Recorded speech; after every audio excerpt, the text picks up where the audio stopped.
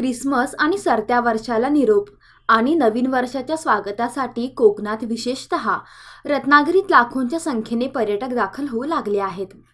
जिल्ह्यातील गणपतीपुळे, गुहागर, दापोली, रत्नागिरी अशा सर्वच समुद्री किनारी पर्यटक मोठ्या संख्येने आगमन होऊ लागल्याने कोकणचा मुंबई गोवा महामार्ग वाहनांच्या गर्दीने अधिकच गजबजू लागला आहे।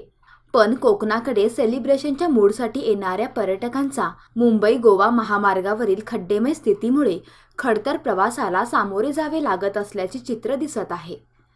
परदेशात आणि गोव्यात ज्या सुविधा मिळतात त्या सुविधा आता कोकणात देखील मिळत असल्याने मोठ्या प्रमाणावर पर्यटक कोकणाकडे वळू लागले आहेत।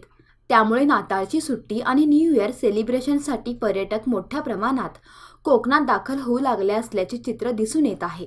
पण मुंबई गोवा महामार्गावरून या पर्यटकांचा होणारा प्रवास खडतर असाच दिसून येत आहे।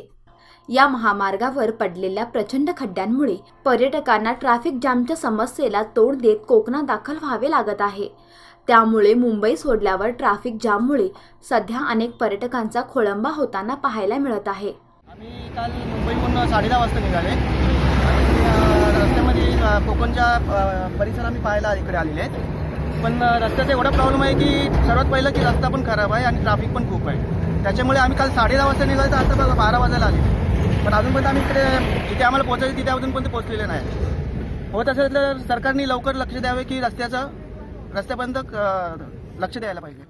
मी मुंबईहून सातबंगल्यावर निघते इथे आम्ही कोकणात फिरायला जातोय मालवणमध्ये। आम्ही रात्री काल 10-10:30 निघालेलो आहे मिनिमम। तर आम्हाला येता तरी वडखर नाक्यात 1:30 वाजला। तिकडे आम्हाला 2:30 वाजेपर्यंत आम्ही तिकडेच होतो। त्याच्यानंतर पुढे आम्ही इथे आलो। तिकडे खूप रस्ते अडखळीचे होते आणि खूप वाहने मोठी सगळी, त्याच्यामुळे बारीक नाही आणि रस्ते एकदम खडबडीत जाण्याची सोय नाही, काय नाही, कुठे नाही। तब्बल 14 ते 15 तासांचा प्रवास करून पर्यटक रत्नागिरीत दाखल होत असल्याचे सांगण्यात येत आहे। महामार्गाच्या चौपदरीकरणाचे काम सुरू असल्याने सुद्धा अधिकच वेळ कोकणात येण्यासाठी लागतो आहे। रत्नागिरीतून गोवा आणि सिंधुदुर्गात जाणाऱ्या पर्यटकांचे मोठे हाल होताना पाहायला मिळत आहेत।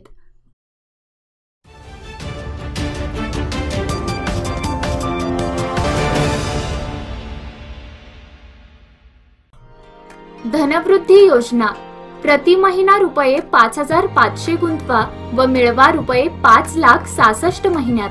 कमीत कमी गुंतवणूक रुपये 550 प्रति महिना, जास्तीत जास्त गुंतवणूक रुपये 5,500 प्रति महिना।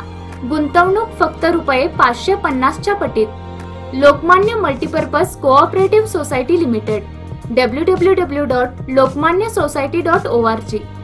प्रधान कार्यालय 195/A Nasco Royal Guruwarpeth Tilakwadi Belgaum. Phone number 0831 240 7078। क्षेत्रीय कार्यालय बेळगाव, पुणे, मुंबई, दिल्ली, रत्नागिरी, सावंतवाडी, कोल्हापूर, गोवा, नाशिक, सांगली।